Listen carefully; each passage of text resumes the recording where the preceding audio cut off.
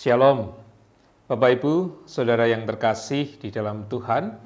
Mari bersama-sama sejenak kita merenungkan firman Tuhan. Terlebih dahulu kita akan bersaat teduh. Mari kita mengeningkan diri. Firman Tuhan yang kita dengarkan pada saat ini terambil dari Injil Matius pasal yang ke-7 ayatnya yang pertama.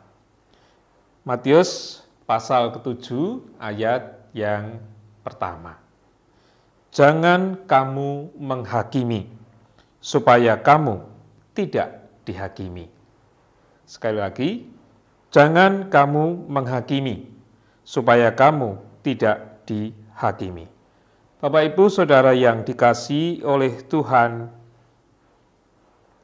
Tuhan Yesus ketika menyatakan firman ini kepada para murid-muridnya, itu melihat bahwa banyak orang yang merasa bahwa dirinya paling baik, lebih baik daripada yang lain. Sehingga akibatnya jatuh pada menghakimi orang lain. Dan kemudian mengakibatkan orang lain yang dihakimi merasa paling bodoh, paling jelek, paling salah di dunia. Saudara yang terkasih di dalam Tuhan, padahal ketika kita menghakimi orang lain, tentu saja kita menempatkan diri kita ini di atas orang lain. Padahal untuk bisa di atas orang lain, itu bukan hanya perkara kita lebih pintar, kita lebih bisa melakukan ini dan itu. Tetapi apakah kita juga lebih bijak, lebih baik daripada orang itu?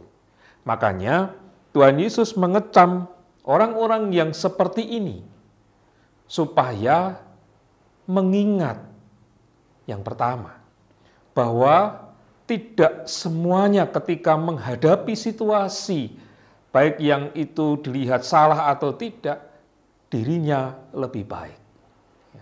Makanya Tuhan Yesus mengatakan kepada murid-muridnya agar jangan menghakimi, lihatlah terlebih dahulu diri sendiri. Maka dalam ayat yang kedua dikatakan selumbar, karena dengan penghakiman yang kamu pakai untuk menghakimi kamu akan dihakimi, dan ukuran yang kamu pakai untuk mengukur akan diukurkan kepadamu. Mengapakah engkau melihat selumbar di mata saudaramu sedangkan balok di dalam matamu tidak engkau ketahui? Jadi kadang-kadang karena merasa paling baik, lalu dengan gampang mengatakan bahwa kamu paling jelek, kamu paling salah, kamu dan sebagainya. Nah, itulah kenapa kita harus mawas diri. Sebelum kita menyalahkan orang lain, sebelum kita menghakimi bahwa dia tidak lebih baik daripada kita harus introspeksi terlebih dahulu. Sudah jamak orang melakukan itu. Dan banyak yang terluka karena penghakiman-penghakiman yang dilakukan tanpa dasar, asal saja kepada orang lain. Hari ini kita bersama-sama belajar bagaimana sebelum kita melakukan penghakiman bagi orang lain, kita melihat diri kita sendiri. Supaya kita tidak jatuh pada kesombongan rohani atau kesombongan diri kita. Kita melihat diri kita masing-masing terlebih dahulu.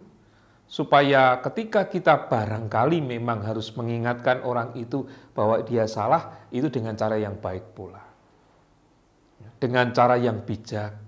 Supaya orang lain tidak merasa direndahkan atau dibandingkan oleh perkataan kita, atau dibanting harga dirinya oleh perkataan kita.